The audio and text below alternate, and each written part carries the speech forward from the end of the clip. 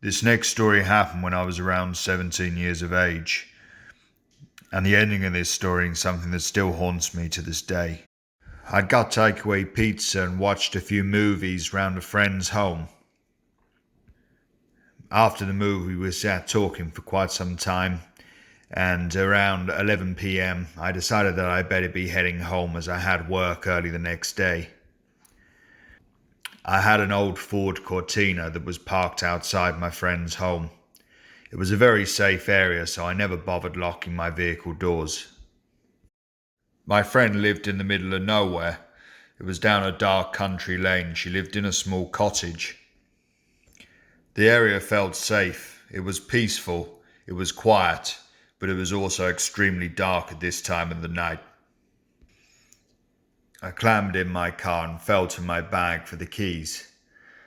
I kind of fumbled around for a moment, found my keys and started the ignition. The car fired up and I started pulling out of my friend's driveway. I turned onto a main A road and a car straight away pretty instantly started flashing me from behind.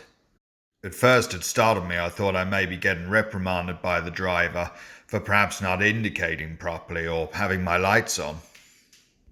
But as I clarified my own thoughts, I remembered that I had indicated and I checked down and my lights were on. I expected him to stop or perhaps pull away, but he didn't. He continued to flash me. So with him continuing to flash me, I continued to speed up, drive faster. I wanted to try and get to a more public area before this driver caught up with me again. However, this driver began to speed up with me and still began flashing his lights, which I found was dangerous, considering that we were travelling at quite a high speed. After driving like this for around 5 minutes, I saw the junction to my hometown. I knew that my parents would be home, so I decided to try and make it home as quick as possible. I looked back in my rearview mirror to see if the car was following me. He was, and he was still flashing me.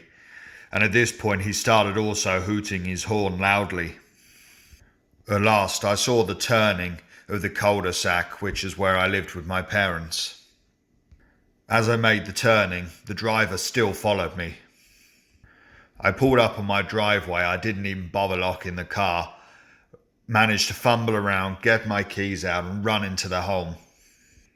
Lucky for me, my father was still up. I told him what had happened, that this man in the car behind me had followed me all the way home. My father decided to go out and confront him.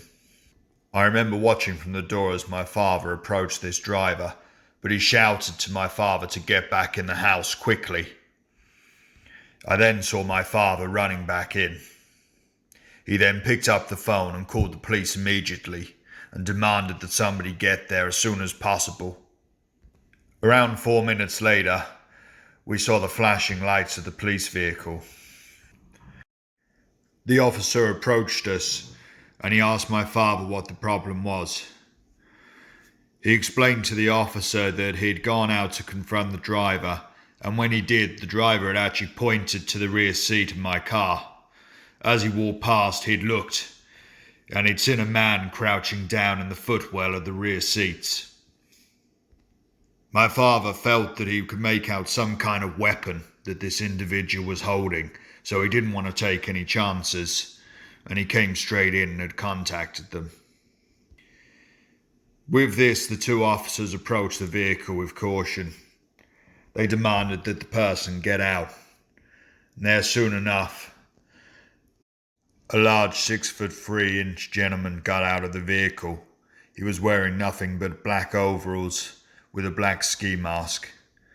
He was holding some kind of blade.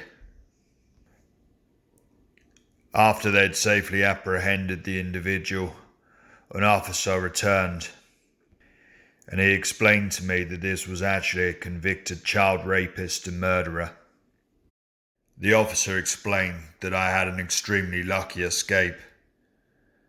I think I owed my life to that driver that actually flashed me, because had I not have sped up and rushed home, I don't actually know what would have become of me.